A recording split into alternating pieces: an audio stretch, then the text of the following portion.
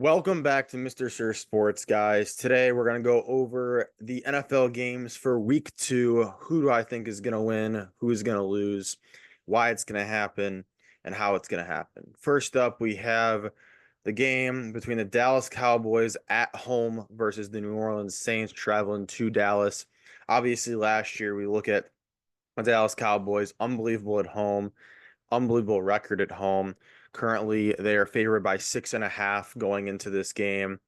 And you look at just the Cowboys in general. You have Mike Zimmer on the defense, new defensive coordinator. You have Dak Prescott, obviously. Zeke Elliott comes back.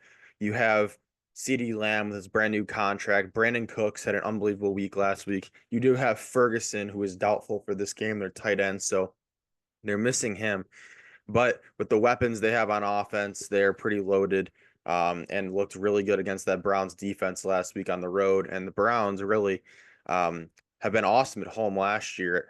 Obviously, on defense, we're unbelievable #1 in the league. So honestly, Deshaun Watson really cost them last week, playing absolutely horrible and didn't really help out their defense too well. But Dak Prescott played really well on the road, and they're coming home. And their defense, obviously, new defensive coordinator, but played really well last week against Deshaun Watson. But honestly, I think we have to throw that out last week, that game against the Browns, just because they looked so bad. Like Deshaun Watson looked so bad. You can't really say the Dallas defense did amazing because I just think Deshaun Watson was just, he's the one who lost that game. I don't think Dallas won it on defense. So that's what it literally looks like for the Cowboys. And then for the Saints last week, they go and face Carolina, the Carolina Panthers at home. And I just think you look at this game and the Carolina Panthers just kind of looked like the Browns. You got to throw that game out too. Like the Derek Carr, they made Derek Carr look like an MVP. Derek Brown, the star defensive tackle for the Carolina Panthers, got injured in the game.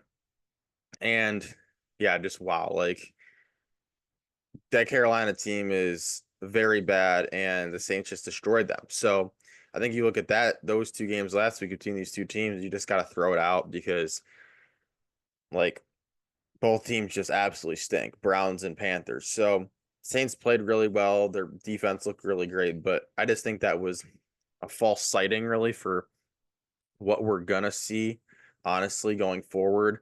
But for the Saints, I just think they're not that great of a team. Derek Carr is not that great of quarterback. I really don't think so. He proved that last year going to the Saints, and he kind of has the same weapons. Like you have Kamara, you have Olave, you have Shaheed, and Juwan Johnson at tight end. You have the same guys really that you had. You added Equanimeous St. Brown to your wide receiver core. That's nothing special. But yeah, you have Jamal Williams at a cheap touchdown. You have the Kendre Miller, who never really plays at running back.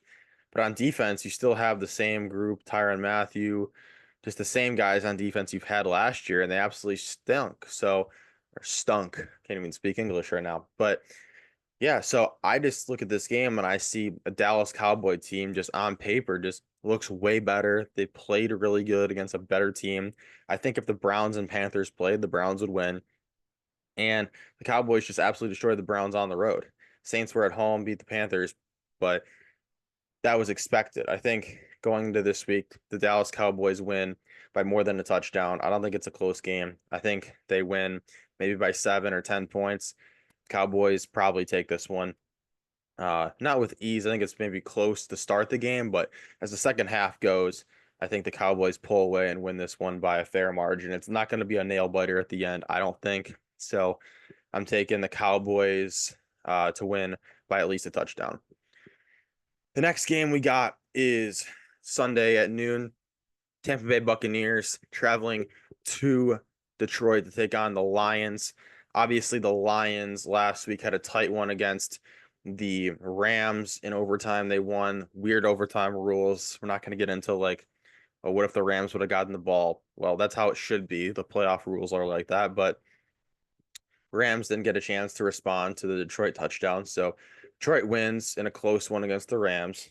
And you look at Detroit's team, it's the same old crew. It's the same guys from last year. You got Jameson Williams, Amon-Ra St. Brown. You got Jahmyr Gibbs, Montgomery, Goff at quarterback. The Jared Goff chants are running wild all over Detroit since they're finally back. And don't forget about Sam Laporta. You got Hutchinson on the defense. You got plenty of weapons. Joseph. You got so many guys on this team. Um, Mitchell, they draft like they have so many guys on this team that's why they're one of the favorites to win the Super Bowl this year. And they're at home and currently favored by a touchdown. So I just think you look at their team, they're at home, and the Lions are a really good team. Don't get me wrong, they're a really good team. But I think the Buccaneers are also a really good team. They are. I really think they are a really good team. And you look at their team, they're just as loaded. They have Baker and Mayfield, two running backs in Irving and Rachaad White. You have the two stars, Mike Evans, future Hall of Famer, and Chris Godwin. You got Odin at tight end. You got the defense that's probably got one of the best defensive lines in the league. And don't forget the Lions have one of the best offensive lines in the league. So I think this is going to be a tight game, a really tight game. I think the Lions end up winning the game, but I don't think it's been going to be by more than a touchdown. Or right now, the Detroit Lions are favored by a touchdown. So I'm going to take the Buccaneers at +7 just because when you look at it, the Buccaneers are a really good team. And I just don't see the Lions winning by more than a touchdown. Like I said, the Lions won last week barely against the Rams. And I think the Rams and the Buccaneers are comparable teams. I really do. So I just think that 7.5 number, yeah, 7.5, not 7, correct me there. But yeah, the Buccaneers then cover that. I think they're a really good team. They showed last week against the Commanders. They are just elite. Like they are an elite team. They're going to win that division. They are going to continue playing well like they have been. And I just do not see the Lions blowing out the Tampa Bay Buccaneers, even though the Lions are at home. I think this is going to be a lot closer game. I think this is going to be one of the bigger games on the noon slate. Everyone's going to be tuning in because I think it's going to be a nail biter at the end. And when it's a nail biter, it's probably going to be a 3-point game, a 2-point game, 1-point game. And someone's going to win by maybe 1 or 2, 3 points. And in that case, it's Buccaneers +7.5. You go to the next game on the slate at noon. And we got a team that we already talked about, the Cleveland Browns going to Jacksonville. Jacksonville favored by 3. And yeah, Jacksonville last week blew it against in week 1 against the Dolphins. We know that. But let's just be real. They almost beat the Dolphins, and the Dolphins are way better than the Browns. It's that simple, guys. It's that simple. Like the Jacksonville Jaguars, yeah, Trevor Lawrence, ETN, Tank Bigsby had a big game last week. Let's not forget about him. They have a plethora of weapons at wide receiver after losing Ridley. They replaced him with a bunch of average guys, but there's a lot to go around, kind of like a Bills team where there's not like a number one guy, but there's a lot of weapons, kind of like Green Bay, same type of thing. And the Browns, like I said, Deshaun Watson just looks so bad, so bad. And I honestly think this should be a bigger spread. I think Jacksonville -3, take it all day. I do not see the Browns winning this unless Trevor Lawrence just decides to throw a ton of interceptions and let the Browns defense win this game. But Deshaun Watson just looks so bad. There's no way you could ever think about taking the Browns in this game, in my opinion. And you go to the next game, noon, Sunday, 49ers going to Minnesota. Fun fact, haven't won in Minnesota since 1992. That is the 49ers. And they are favored by 5.5. And yeah, week 1, Sam Darnold looked great, but that was against the Giants. The Giants are pretty bad. Week 1, the Giants and Vikings played, and yeah, the Vikings won. Sam Darnold looked great. Aaron Jones. You got Jefferson. Yeah, and their defense is playing really good, but it's the 49ers, guys. It's the 49ers, and they just made the Jets look like a JV team. Do you think the Jets are better than the Vikings? Yes. 49ers absolutely destroyed the Jets at home. Yeah, it's a long trip. Yeah, they're on the road, but I think the 49ers probably win this game by 7, maybe 10, and or more. And it's currently 5.5. So I'm taking the 49ers minus 5.5 to win this game. Next game, the Los Angeles Chargers versus the Carolina Panthers. Obviously, last week, who's got it better than us? Nobody, according to Jim Harbaugh, one of his legendary sayings. He says post game, love to listen to him talk. He's one of the funniest guys in the league to listen to. But yeah, Chargers on the road in Carolina. Is there much to say here? I don't think anyone's picking the Carolina Panthers to do anything this year. So let's just keep this one short and sweet. I think it's Chargers favored by 4.5. You kidding me? Chargers be favored by 13.5 in this game. Taking the Chargers minus 4.5. I don't think there has to be much said here. Carolina sucks. J.K. Dobbins looked great. Harbaugh's got that team turned around. They don't have a idiotic offensive coordinator / head coach anymore, and they actually have someone that knows what they're doing. So yeah, I'm taking the Chargers, and also let's take the under of 38.5 in this game, because it's probably gonna be a low scoring game. Panthers aren't gonna probably put up a lot, and even if it's like 30-3, that's still under. Like the Chargers still probably gonna shut them out. Probably gonna be a low scoring game. Even if it's 30-7, that's 37 points. That's still under of 38.5. So take the under in that game. Move on. Next one. We got the Raiders. Got the Raiders at Baltimore. Gardner Minshew last year looked great. He was a great player out there for the one and only program out in Indianapolis, as Pat McAfee likes to say. But yeah, I think Gardner Minshew, looked great last year. He had Shane Steichen as his offensive coordinator. So a head coach, not offensive coordinator. I keep mixing those up. Head coach, obviously offensive coordinator as well, because he was calling the plays. And he played really well, but let's just be real. He's not the guy. They might be going to Aiden O'Connell here soon. Obviously, they have Alexander Mattison, who has stepped up last week and played pretty well at running back, but they're not going to be running the ball in this game. They're really not. They're not going to be running the ball versus the Ravens. They're going to be down. Gardner Minshew's going to have to throw, and it's not going to be good. It's currently Ravens minus 8.5. It was different than that before. I will say I'm pretty sure that the Ravens were. Let me see here. Yeah. Oh no, it was 8.5. It's been 8.5 the whole time. Okay, we're good.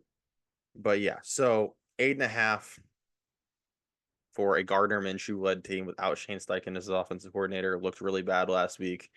Yeah, I'm taking the Baltimore Ravens. Lamar Jackson. You got Derrick Henry, Justice Hill, Isaiah Likely last week, surprised some people. And don't forget Andrews, who hasn't even done anything so far this year.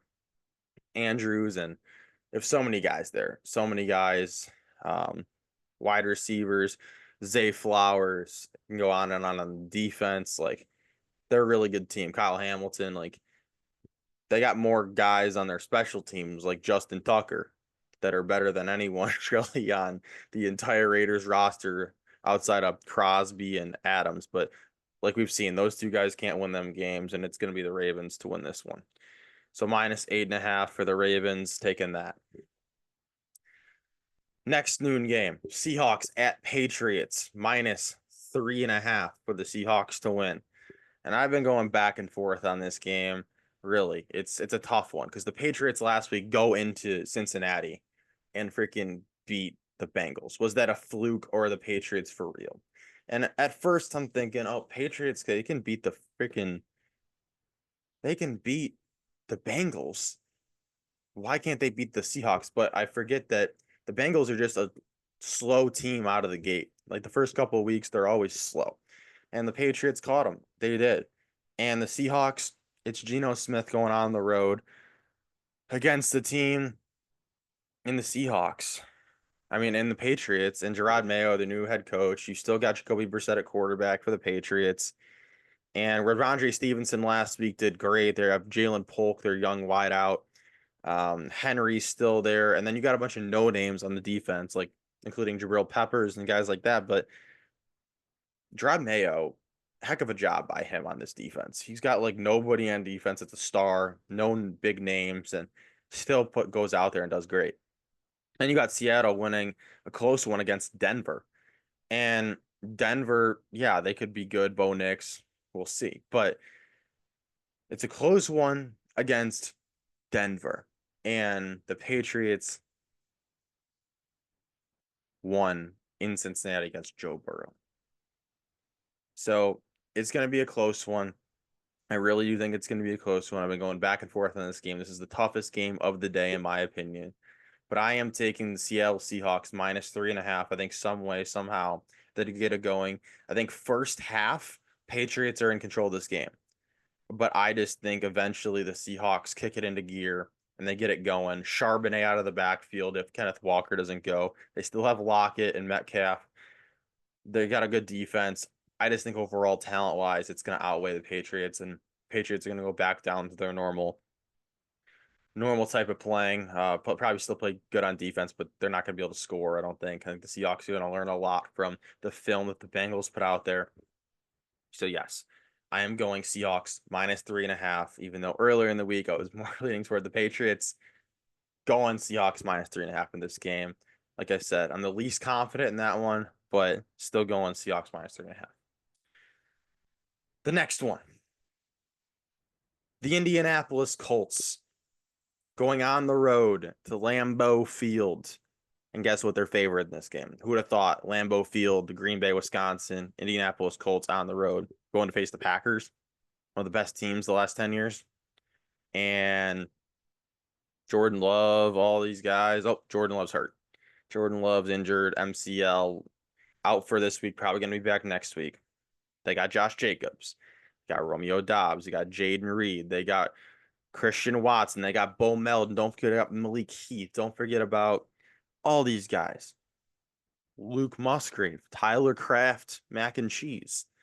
You got the defense. You have all these stars. They signed Xavier McKinney. They have Javon Bullard from Alabama. Don't forget about Oregon. Evan Williams, safety.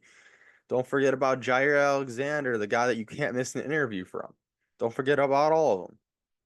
Don't forget about Ballantyne and Valentine in the secondary. Get those guys mixed up if you're watching. You're like, wait, Ballantyne made a tackle? Oh, wait, it was Valentine that made the tackle.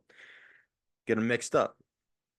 But yeah, you got a lot of guys. Don't forget about Wilson in the backfield last week for the Packers. It did great, even though they lost in a close one where they turned the Eagles over 3 times. All that said about the Packers. Great things to say about the Packers. But they don't have Jordan Love at this game. And Malik Willis is that quarterback. And yes, I know the Packers traded a 7th-round pick for him, and he's improved drastically in the last few years. He was drafted, never really got a chance. He came in, he was in for a couple games. He stunk. You know who else stunk his first couple games? Jordan Love. And now look at him. One of the highest paid in the league behind Dak Prescott. So you got to give him a chance, but I don't think it's enough. I think you look at the Colts game, you look at the Colts team. You got Jonathan Taylor. The Packers last week against the run were brutal against Saquon Barkley. And essentially going against the Colts in this game, it's like the Packers going up against pretty much another version of the Eagles. You got a running quarterback in Anthony Richardson, just like Jalen Hurts. You have Saquon Barkley last week. You have Jonathan Taylor this week.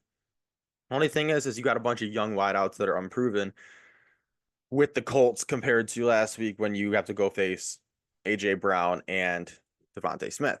So that's the tough thing is, yeah, it's easier wide receivers. Buckner's questionable. There's some injuries on both teams. Not very many for the Packers besides Jordan Love. Jaden Reed might play. He might not. That doesn't help the Packers out either. So we get this game -3, favored by 3, the Colts on the road in Green Bay. I think they do it. I think they go into Green Bay and get the win. There's no chance in hell, just like Vince McMahon would say, that this would happen if Jordan Love was healthy. But I think with Malik Willis coming in there, it's his first game, even though he's probably improved since his rookie year. I still think the Colts win this game -3. I'm taking the Colts. That one hurt me as a Packers fan. But I got to be real with you guys. I got to be real. Can't have these biased picks, you know? Got to be real. Colts -3. Sticking with it. Go Pack, go, though. Next one. Titans at home versus the Jets. If it wasn't for... I don't even know where to start with this game. The Jets last week looked all right versus the 49ers. Okay? The Titans looked horrendous versus the Bears. They were up 17-0 and they blew the lead. How do you do that? I don't know. Maybe because you have Will Levis at quarterback. Maybe you should have kept Malik Willis, you know?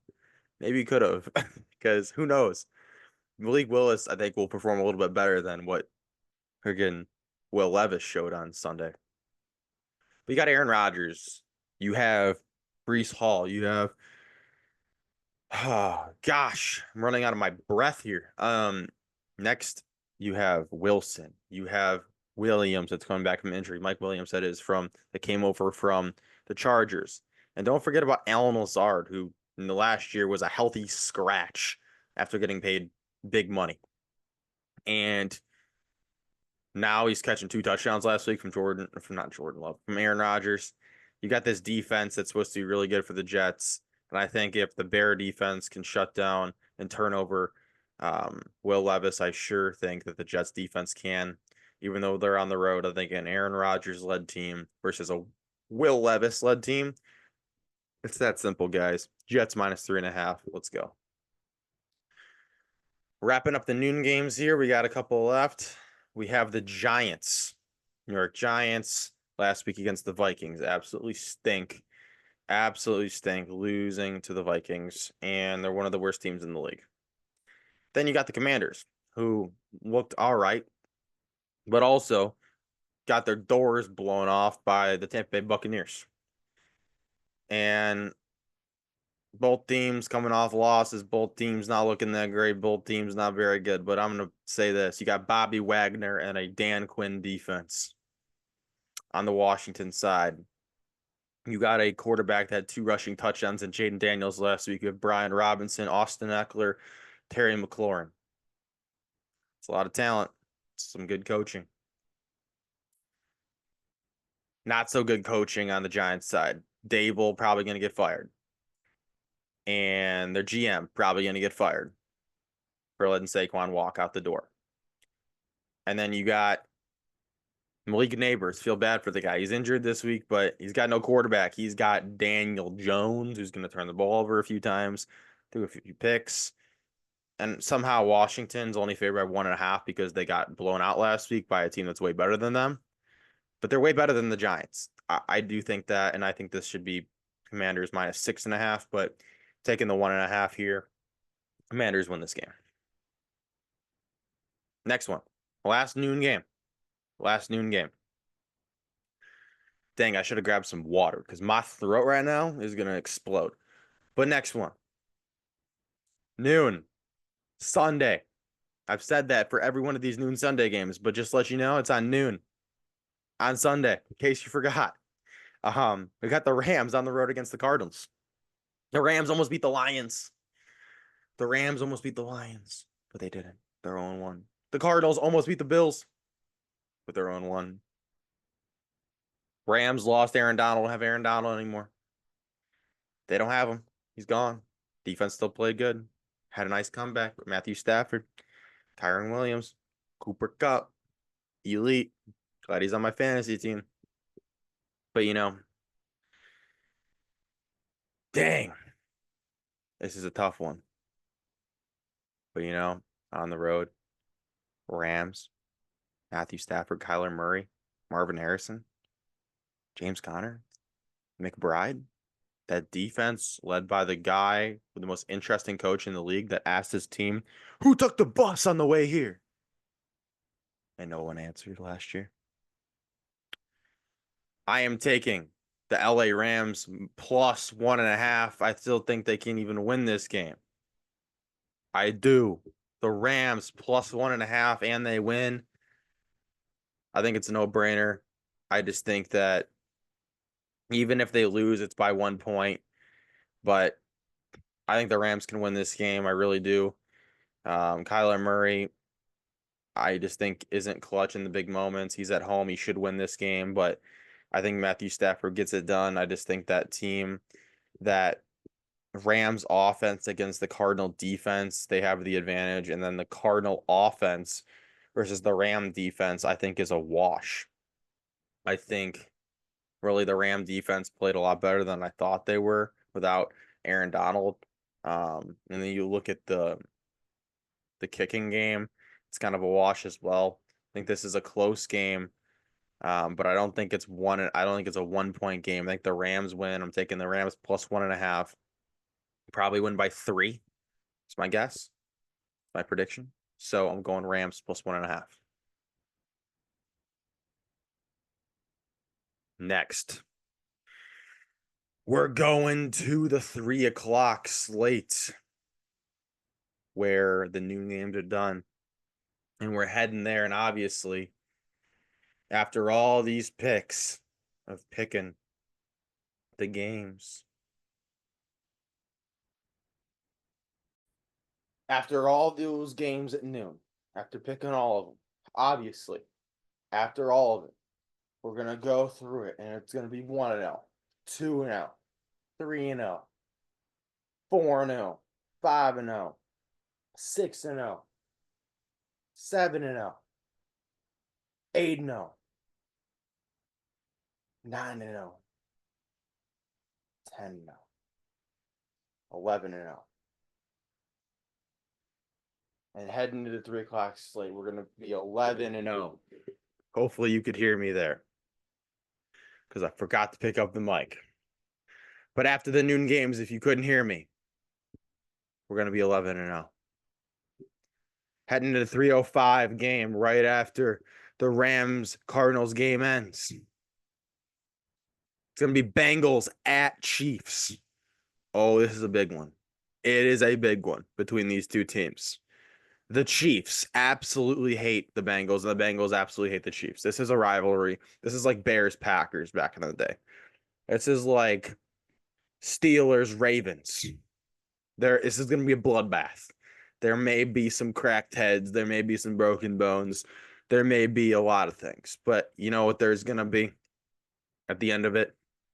When you got Patrick Mahomes and you got Pacheco and Rice and Kelsey and Worthy and all of the weapons, and you have Chris Jones on that defense with that unbelievable defensive coordinator, and you have Andy Reid, the burger-eating champion of the world head coach, going up against Joe Burr, Joe Cool, Joey B, the guy that had the best flow in the game, that just shaved it off to turn blonde, buzz cut. Eminem, people are calling him. He looks like Eminem. He's not Eminem. He's Joe Burrow. Grow the freaking hair back, man. You look like a weirdo. And then you lose Joe Mixon. You got Zach Moss in the backfield. Oh, yes, had a good year last year, but Zach who? Jamar Chase has the biggest chip on his shoulder, has the biggest ego of all time. Saying he doesn't even know who the Chiefs are. Saying we hate them. All this stuff the last few years. You got T. Higgins injured. He might be back. He may be back. He might. He may be. He mo. He where? I don't know. He might be. We will see.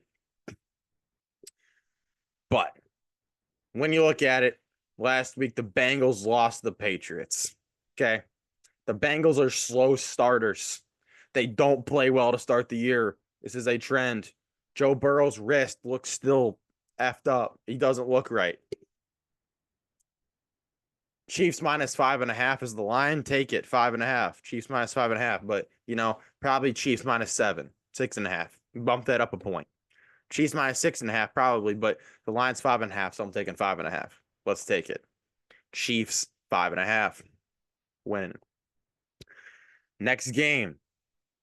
The Pittsburgh Steelers, led by the former Bear quarterback Justin Field, but that defense, boy, it is good. That defense for that Steelers, TJ Watt. Imagine if they had JJ Watt. on that team, that'd be unbelievable. But they got an unbelievable team. Micah Fitzpatrick, you got the unbelievable head coach and Mike Tomlin, and you're going against my inside sources have told me the Denver Broncos in Denver, their head coach. My inside sources have told me that have told me this for a long time that Sean Payton, yeah, he's a great coach, but Sean Payton, biggest asshole of all time. That's not me saying that. That's my sources. I know people. I know someone that knew someone that knew Sean Payton and told me, asshole. Not sure if that has anything to do with this game, but just wanted to let you guys know. Sean Payton, most likely, based on my sources, as Pat McAfee likes to say, asshole. But you look at this game, it's in Denver, it's the Steelers, it's Mike Tomlin, it's a young quarterback, but they got Artie Smith as the coordinator. They got Pickens, they got Freiermuth. They last week beat the Falcons, who were supposed to be like the next winner of the NFC South, which doesn't look like it's going to happen. Kirk Cousins looks bad. And they beat them without even doing that well on offense. Kicked like a record number of field goals. Yeah, I'm taking the Steelers -2.5 in this game to win at Denver. I think they win by at least a field goal. I think it's not even probably more than that. It's probably a lower scoring game. It's one of the lower scoring unders of the week at 36.5. I'm not going to touch that because who knows. But I think the Steelers probably win this game by more than 2.5 points. Next, we're going to the Sunday night football game. Sunday night football on NBC. You know the rest of the song. It's on NBC. It's the Bears and the Texans down in Houston, and it's going to be really hot down there. Really hot, but a good thing, they can play inside. It's going to be a hot one. The Bears are going to be overheated. They're going to be sweating. Let me tell you, I've been to Houston one time. I went there for the day. Went to Houston for the day one time, and I think I lost 25 pounds in one day in Houston. It is hot as balls there, and I wouldn't recommend going to that city because it's very interesting to say the least. But in this game, you look at last week, Caleb Williams. Let's get back on track. Caleb Williams, okay, he is a quarterback, obviously. And he had 53 yards passing and no touchdowns and no picks. And the only reason they won that game is because Will Levis is an absolute idiot and he threw a bunch of picks. And Will Levis, yeah, he's supposed to be good. He's supposed to be this next great guy for Tennessee. But no, he wasn't. And the Bears won because of his stupidity, not because they deserved to win that game. They stunk last week. Their defense was all right. They gave up 17 points. But how do you lose that game? I don't know if you're the Titans. I don't know. I don't know how. Don't know how you do it. But you do it. I guess you did it. And the Texans, look at their roster. They got CJ Stroud last year was unbelievable. Joe Mixon, they got from the Bengals. You got Tank Dell, Nico Collins, and they added Stephon Diggs. Yeah, three-headed monster there. You have tight ends all over the place blocking, and then you have one passing guy in Schultz who catches passes. And then you got on the defense, Will Anderson. You added Danielle Hunter. They're loaded everywhere. They got way better talent on the offense and defensive side. Houston favored by 6.5. Yeah, they're going to win by more than a touchdown. I think these primetime games this week are obviously going to be blowouts. Obviously, the Bills blew out the Bills blew out the Dolphins on Thursday night. I think the Houston blows out the Bears on Sunday night. Houston wins by more than 6.5. I know on the Bears side they got Swift, but they don't use him enough. They really don't. They don't use Swift enough, and they had 4 guys at running back last week, like take carries. They need to get Swift the ball like 20 times, and they're not going to do that. They might not have a Dunze or Allen this week, and if they play, they're going to be limited because they're game time decisions. And Caleb Williams is his first primetime game. He says he doesn't get nervous. That's a big red flag to me as a quarterback. I would not draft a guy if he says he doesn't get nervous, because that's complete lies. Everyone gets nervous, and nervous and excitement come from the same place inside of our bodies. So if you're not nervous, you're not excited, which means he doesn't love football. So don't like Caleb Williams. Don't think he's going to be a very good player. Taking the Texans -6.5. And we go into the last game, Monday Night Football. Everyone debates, do you watch the Manningcast? Do you watch the actual broadcasters that have been doing it for years? I'm a Manningcast guy, but Monday Night Football. Falcons at Eagles. Falcons last week looked brutal. Kirk Cousins looked like bad. He needs to turn it around, and Kirk Cousins prime time, never really that good. He does not perform well in prime time. Don't know his record offhand, but it's not good. It's a losing record, and it's not even close to being a winning record. He's barely ever won on prime time in his career. That is with the Commanders, which they're called now, the Vikings, and now the Falcons. And they're going on the road to Philly. Philadelphia home opener. Those Philly freaks.